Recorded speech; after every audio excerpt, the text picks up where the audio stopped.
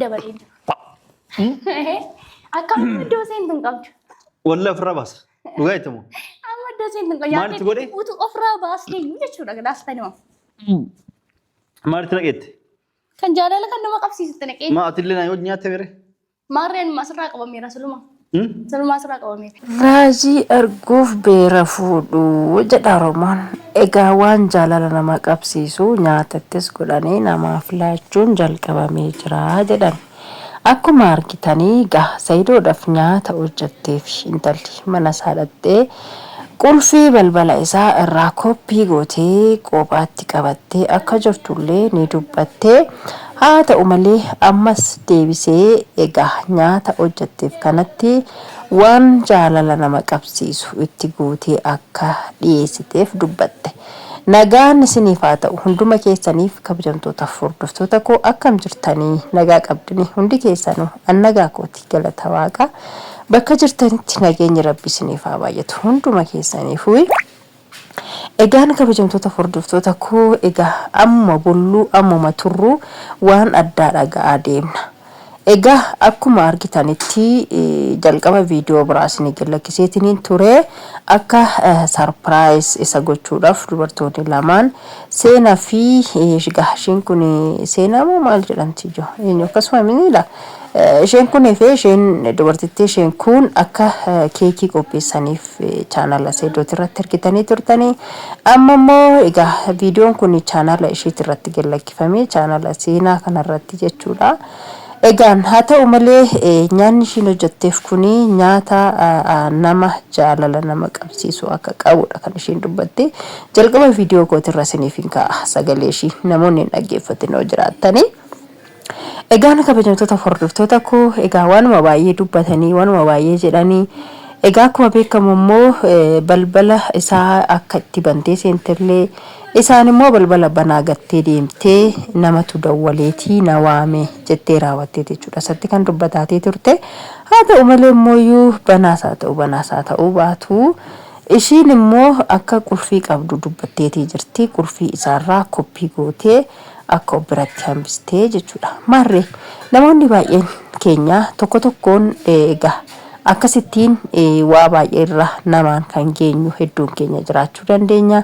Qulfii keenya faan namatti kenninee qulfii keenya irraa koppii godhanii mana isaaniitti hambifatanii gaafa nuti manaa baanii akkasuma immoo oduma nuyi mana keessa jirru wantoota garaagaraa mudannoo garaagaraa nurraan gahuu hin danda'u jechuudha. Waan akkanaati irratti egaa haa ta'u malee mucaan kuni bakka inni mana jirretti qulfii isaa waan qabduuf mana isaa dhattee seentee egaa nyaata foon mana musliimaa dhaqeetiin hin bitee jettee jirti. Foon xabsii hojjetteefiti akkasuma biddeena akkasuma wanta dhugamullee qopheessitee eegdee jirti jechuudha hanga inni dhufutti. Egaa ammas gaafa inni dhufu biddeena kana akka inni nyaatuuf akkamiin mana koo seente gaafa inni jedhuun balbala banaatti gattee jechuudhaani.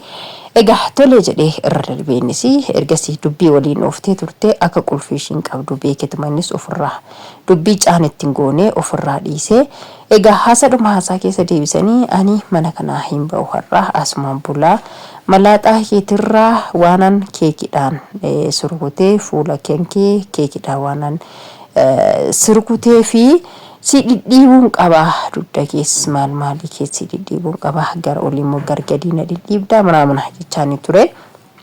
Haala irratti ilaalutti isuma akka waan qalbiin itti naatee jirtu natti fakkaata.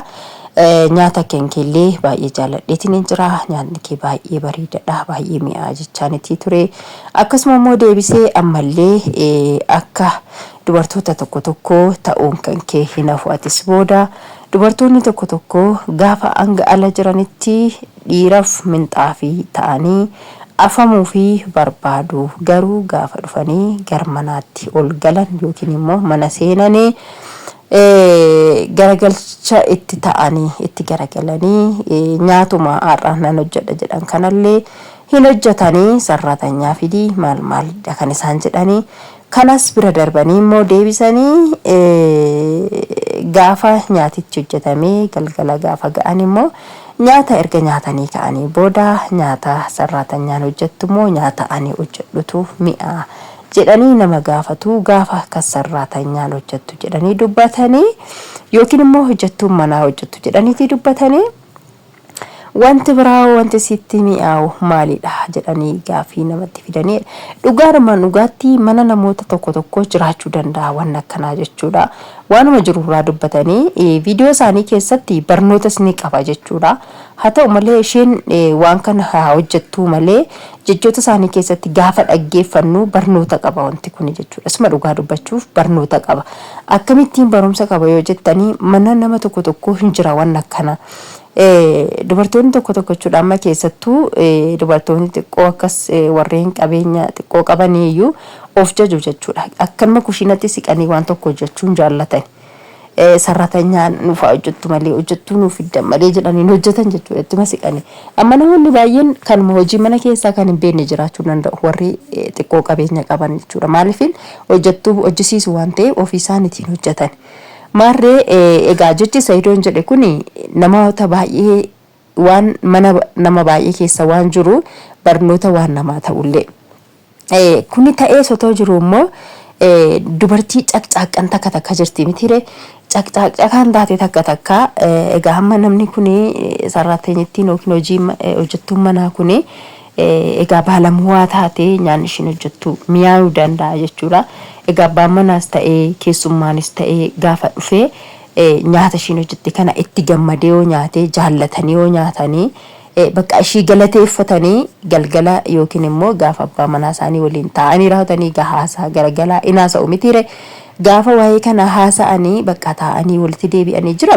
namoonni baay'een bakka haasaa keessaa waan baay'ee haasa'a dhaqanii amma gaafa taa'anii waan kana haasa'anii waa'ee ishii haasa'uu danda'u jechuudha tarii gaafa sana immoo nyaanni ishii mee baay'ee mi'aa nyaata bareedduu hojjetti harki ishii baay'ee kan namatti tola yoo jedhanii kan eebbisan yookiin immoo kan irraa jaallatan yoo ta'e hishakkiti jechuudha dubartittii sun akkamittiin akkana jechuu danda'e waan biraa yaadati keessa isaatti malee akkamitti nyaanni ishii kun bichaan akkamitti mi'aa jechuu danda'e akkamitti kan jettu iyyaaddi nagarii waan keessa isiitii qabduuf jechuun iyyaaddi waan akkanaa so waan akkanaa waanuma jirudha dhugaadhuma jirtu dubbatanii namaaf barnoota hin ta'a jechuudha bakka sanatti jechisaaniyyuu ammas deebitee immoo intalittiin maal jette ani durumayyuu si jaallachaatiin hin ture garuu jara lamaan jette jarri lamaan eenyu fi Sumayyaa fi Ayyuudha jechuudha kan ishiin baasuu barbaadde suni odoo naa mijatee jara lamaan sirraa fageessee ani sitti dhiyaadhe natti tolaa ture